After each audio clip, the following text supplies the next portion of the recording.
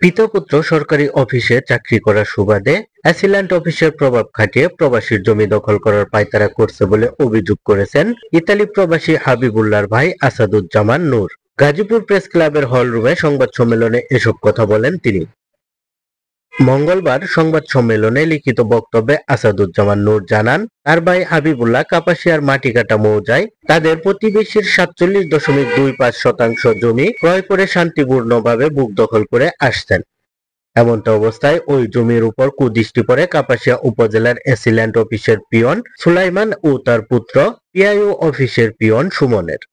সরকারি অফিসের প্রভাব খাটিয়ে পিতা পুত্র ওই জমি দখল করতে গেলে প্রবাসীর পরিবারের সদস্যরা বাধা দিলে আসাদুজ্জামান নূর সহ তার পরিবারের সদস্যদের প্রাণনাশের হুমকি প্রদান করে আসছে পিতা পুত্র।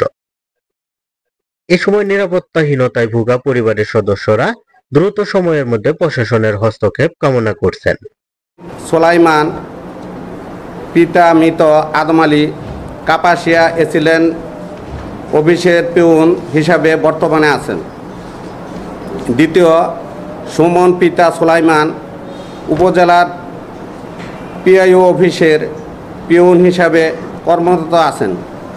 পিতা পুত্র নিজ এলাকায় দীর্ঘদিন যাবৎ সরকারি অফিসের চাকরি সুবাদে নির্বাহী অফিসার ও অ্যাসিল্যান্ড অফিসের প্রভাব খাটিয়ে দীর্ঘদিন যাবৎ আমার ভাই প্রবাসী হাবিবুল্লাহ জমির ভূমিদস্যু পিতা পুত্রের জবরদখলে প্রভাব খাটিয়ে দীর্ঘদিন প্রভাব খাটায় পায়তারা করিতেছেন।